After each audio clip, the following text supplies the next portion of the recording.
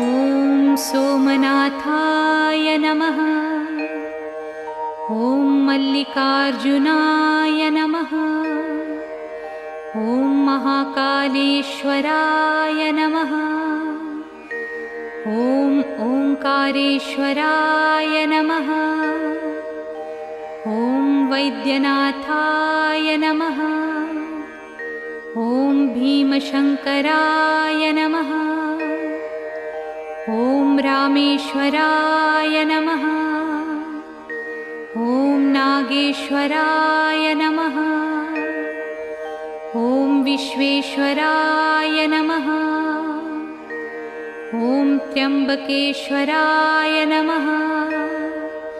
ॐ केदारेश्वराय नमः।